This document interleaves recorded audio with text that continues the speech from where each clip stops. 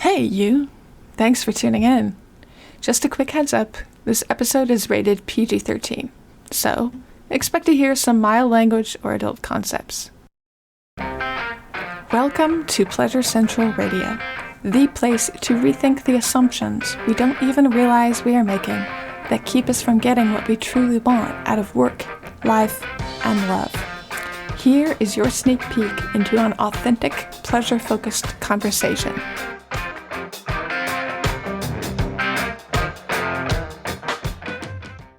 So the podcast episode this week for Pleasure Central Radio is a day late, maybe a little more than a day late now. But I had a different episode planned for you, and I kept listening back to it, and it was slightly depressing. It wasn't quite Pleasure Central Radio material yet, but it's going to be. It's coming, I promise. In the meantime, I wanted to leave you with something that actually does feel like pleasure, at least to me. So these are two poems. Sam read me the first poem. It's called The Invitation, and I think it's lovely. So the first snippet here is him reading this poem, sharing it with you. And then I was really inspired after hearing that poem. I ended up looking up the author and finding some of her other books that I really appreciated. I bought one, and when it arrived, I started looking through it. And this poem really resonated with me, sort of as a response to The Invitation. So I thought this would be lovely. I'm going to share that poem and share a little bit about what I think about it and why it hit me so hard in the feels. And then, yeah, if you're inspired, you can go out and check out some of her other books full of poems. This book, The Dance, has each stanza explained in a new chapter. So it's a very interesting thing to read if you're curious about this concept of living open-heartedly in the world. Those are both things that, if that resonates with you, I think her stuff will too. So here you go. Here's Sam reading The Invitation. The Invitation by Oriah. It doesn't interest me what you do for a living. I want to know what you ache for, and if you dare to dream of meeting your heart's longing. It doesn't interest me how old you are. I want to know if you will risk looking like a fool for love, for your dream, for the adventure of being alive. It doesn't interest me what planets are squaring your moon. I want to know if you have touched the center of your own sorrow, if you have been opened by life's betrayals, or have become shriveled and closed from fear of further pain. I want to know if you can sit with pain, mine or your own, without moving to hide it, or fade it, or fix it. I want to know if you can be with joy, mine or your own, if you can dance with wildness and let the ecstasy fill you to the tips of your fingers and toes, without cautioning us to be careful, to be realistic, to remember the limitations of being human. It doesn't interest me if the story you are telling me is true. I want to know if you can disappoint another, to be true to yourself. If you can bear the accusation of betrayal and not betray your own soul. If you can be faithless and therefore trustworthy. I want to know if you can see beauty even when it is not pretty every day, and if you can source your own life from its presence. I want to know if you can live with failure, yours and mine, and still stand at the edge of the lake and shout at the silver of the full moon, yes! It doesn't interest me to know where you live or how much money you have. I want to know if you can get up after the night of grief and despair, weary and bruised to the bone, and do what needs to be done to feed the children. It doesn't interest me who you know or how you came to be here. I want to know if you will stand in the center of the fire with me and not shrink back. It doesn't interest me where or what or with whom you have studied. I want to know what sustains you from the inside when all else falls away. I want to know if you can be alone with yourself and if you truly like the company you keep in the empty moments.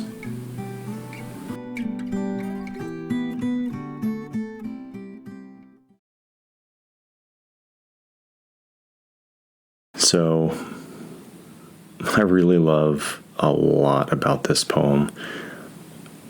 It really seems to cut to the heart of what's important. And I don't know, just the embrace of life as a whole, I think, is particularly poignant in this. It's not some rah-rah cheerleader, everything is great, everything's going to be great kind of thing. She really talks about just embracing all of these different aspects of life and not shying away from it and not glossing over it or trying to hide from it. She really leans into it. And I think that's really cool. What if the question is not, why am I so infrequently the person I really want to be? But why do I so infrequently want to be the person I really am? The dance. I have sent you my invitation, the note inscribed on the palm of my hand by the fire of living. Don't jump up and shout, yes, this is what I want, let's do it. Just stand up quietly and dance with me. Show me how you follow your deepest desires, spiraling down into the ache within the ache, and I will show you how I reach inward and open outward to feel the kiss of the mystery. Sweet lips on my own every day. Don't tell me you want to hold the whole world in your heart. Show me how you turn away from making another wrong without abandoning yourself when you are hurt and afraid of being unloved. Tell me a story of who you are and see who I am in the stories I am living. And together we will remember that each of us always has a choice. Don't tell me how wonderful things will be someday. Show me you can risk being completely at peace, truly okay with the way things are right now in this moment. And again in the next, and the next, and the next. I have heard enough warrior stories of heroic daring. Tell me how you crumble when you hit the wall, the place you cannot go beyond by the strength of your own will. What carries you to the other side of that wall, to the fragile beauty of your own humanness? And after we have shown each other how we have set and kept the clear, healthy boundaries that help us live side by side with each other, let us risk remembering that we never stop silently loving those we once loved out loud. Take me to the places on the earth that teach you how to dance, the places where you can risk letting the world break your heart. And I will take you to the places where the earth beneath my feet and the stars overhead make my heart whole again and again. Show me how you take care of business without letting business determine who you are. When the children are fed, but still the voices within and around us shout that soul's desires have too high a price, let us remind each other that this is never about the money. Show me how you offer to your people and the world the stories and the songs you want our children's children to remember. And I will show you how I struggle, not to change the world, but to love it. Sit beside me in long moments of shared solitude, knowing both our absolute aloneness and our undeniable belonging. Dance with me in the silence and in the sound of small daily words, holding neither against me at the end of the day. And when the sound of all of the declarations of our sincerest intentions has died away on the wind, Dance with me in the infinite pause before the next great inhale of the breath that is breathing us all into being, not the emptiness from the outside or from within. Don't say yes. Just take my hand and dance with me. There's a few things that I really love about this poem. The first being that it's about dance. I love dance, particularly partner dance. And it feels to me like what she's describing in here is that moving together with each other to some place that you both want to be and not holding on to each other, over-depending, I guess, codepending on each other, and feeling that freedom to move and to be wherever you want to be, wherever you need to be. Yeah, that's a really lovely concept and lovely idea. To me, it sounds like all of these "don't tell me this, show me that" is a call to put your money where your mouth is, to be impeccable in your word. If you say you're going to do something, then do it. And I'm not going to believe you until I see that you're doing it, sort of thing. And in one way that is really challenging and almost has a little bit of an attitude, but the more I hear it, the more I think this is not really having an attitude as much as it is a call to be your best self, right?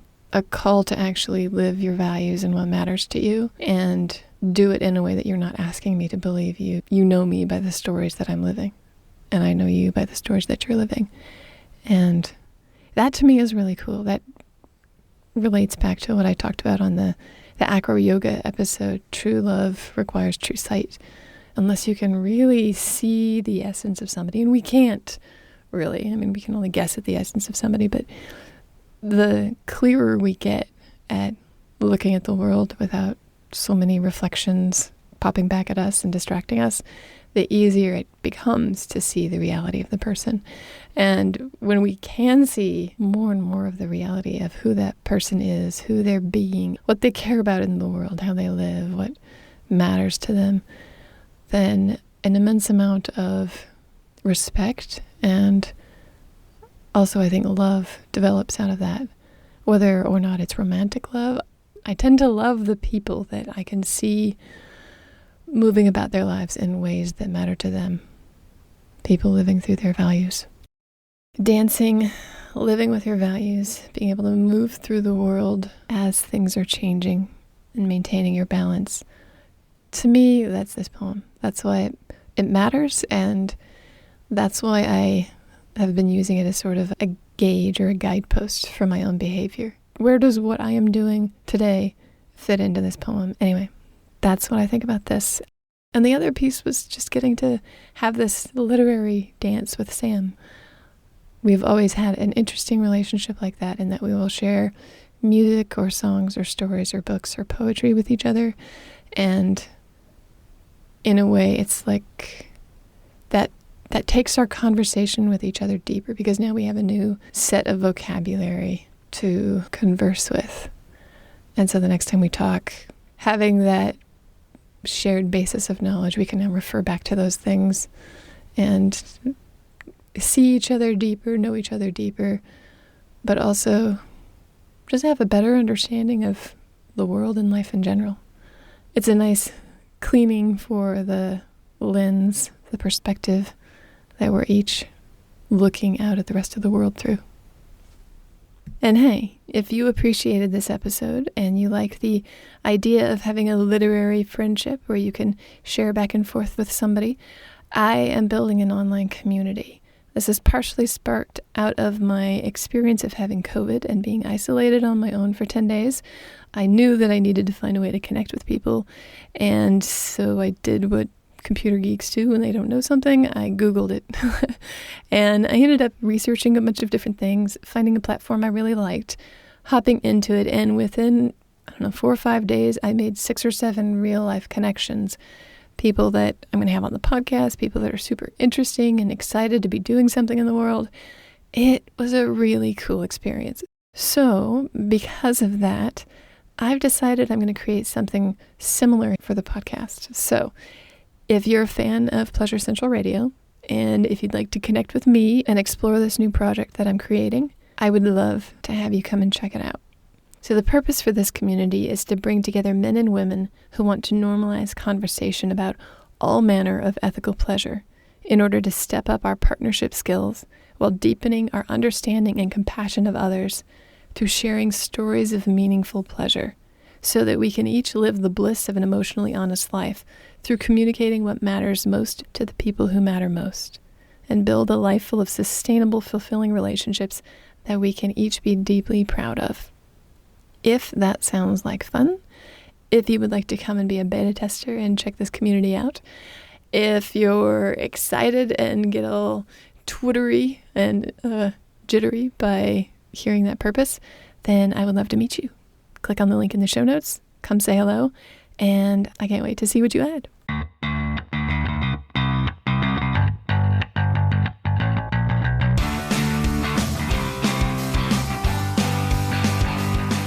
Hey, Pleasure Seeker. Well, that's it for today's conversation.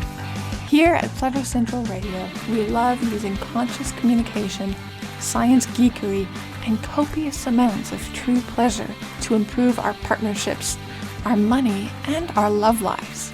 And we hope you do too. If you loved what you heard here, we'd love a review. You can listen to other episodes of the podcast and read thought-provoking essays or poems written by me, Radiant Rebecca, by checking out the blog on pleasurecentralpodcast.com. Sign up to hear about new episodes immediately at pleasurecentralpodcast.com.